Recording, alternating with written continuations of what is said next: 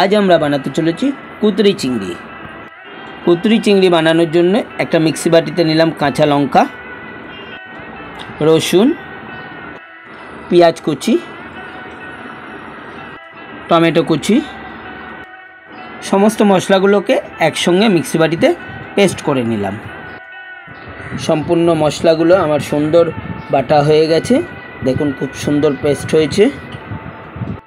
এবার বাটা মশলাটা একটা আলাদা পাত্রে ঢেলে নিলাম। একটা প্লেটে আমি কুতলি কেটে নিয়েছি, আলু কেটে নিয়েছি, একটু ক্যাপসিকাম কুচি করে নিয়েছি, আদা বাটা নিয়েছি। আমি এখানে কুতলিগুলোকে লম্বা লম্বা করে দুভাগ করে কেটে নিয়েছি এবং আলুগুলোকেও লম্বা লম্বা করে কেটে নিয়েছি এবং একটা হাফ ক্যাপসিকাম কেটে নিয়েছি। কড়াইতে তেল গরম হয়ে গেলে কুতরিগুলো দিয়ে দিলাম, তার সাথে দিলাম সামান্য একটু লবণ ও একটু হলুদ। কুতরিগুলোকে ভালো করে ভেজে নেব। ভাজার সময় একটু নুন আর হলুদ দিয়ে দিলে কুতরি ভাজা খুব ভালো হয় এবং তার মধ্যে লবণ ও হলুদটা ঢুকে যায়। আমার ভাজা হয়ে গেছে। ভাজা কুতরিগুলোকে আমি আলাদা একটা পাত্রে তুলে নিলাম। সম্পূর্ণ কুতরিটা আমার তোলা হয়ে গেছে। এবার ওই তেলেতেই আমি কড়াইতে দিয়ে দেবো কেটে রাখা আলুগুলো, ভালো করে নেড়ে চেড়ে নেব। এবার এর মধ্যেও সামান্য লবণ দিয়ে দেবো। আলু ভাজার সময় তো সামান্য লবণ দিলে আলুর ভিতরে লবণটা ঢুকে যায়। একটু চাপা দিয়ে দেব। কিছুক্ষণ পর ফিরে এলাম। আলুগুলো ভাজার সময় যদি একটু চাপা দিয়ে দিয়ে ভাজা হয় তাহলে খুব তাড়াতাড়ি ভাজাটা হয়ে যায় এবং আলুগুলো সিদ্ধ হয়ে যায়। আলুগুলো ভাজা হয়ে গেছে, এবার এগুলোকে তুলে নিলাম। আবারও ওই তেলেতেই দিলাম গোটা জিরে, এর মধ্যে দিলাম আদা বাটা,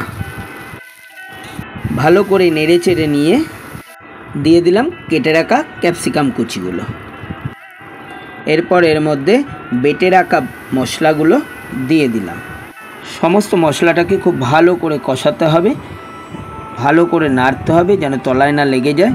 মশলার থেকে তেল বেরিয়ে এলে তাতে আমি দিয়ে দিলাম হলুদ গুঁড়ো, ধনে গুঁড়ো, জিরে গুঁড়ো, সুন্দর রং আসার জন্য দিলাম কাশ্মীরি লঙ্কার গুঁড়ো। আবারও সমস্ত মশলাটাকে খুব ভালো করে কষাতে হবে। মশলা যত ভালো কষাবেন তত সুন্দর গন্ধ ছাড়বে ও রেসিপি ততই টেস্টি হবে। এবার আমি এর মধ্যে দিয়ে দিলাম স্বাদমতো লবণ। আবারও মশলাটাকে খুব ভালো করে নেড়ে ছেড়ে নিলাম। এরপরে আমি এতে দিয়ে দিলাম স্বাদমতো চিনি। মশলার বাটি ধুয়ে সামান্য একটু জল দিয়ে দিলাম। আবারও ভালো করে নেড়ে চেড়ে নেব। যে কোনো মশলাতে সামান্য একটু চিনি দিলে তার টেস্টই বদলে যায়। কষাতে কষাতে দেখুন কি সুন্দর তেল বেরিয়ে এসছে। এর মধ্যে দিয়ে দিলাম আগে থাকতে ভেজে রাখা চিংড়ি মাছগুলো। মশলা যত ভালো কষানো হবে খুব সুন্দর গন্ধ ছাড়বে এবং তার মধ্যে যখন চিংড়ি মাছ পড়বে, আহা কি সুন্দর গন্ধ ছেড়েছে। খুব সুন্দর নেড়ে চেড়ে নিয়েছি, দেখুন কি সুন্দর দেখতে লাগছে। এবার এর মধ্যে দিয়ে দিলাম ভেজে রাখা আলু ও কুতরি ভাজাগুলো।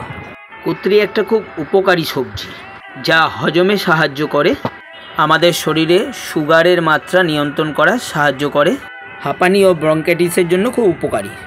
এবার সামান্য একটু জল দিয়ে আবার ভালো করে কষিয়ে নেব যাতে আলু ও কুতরিগুলো সিদ্ধ হয়ে যায়।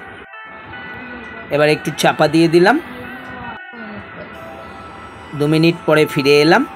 দেখুন কুতলি ও আলুর সঙ্গে মশলাটা খুব সুন্দর মেখে গেছে, খুব সুন্দর কষানো হয়ে গেছে।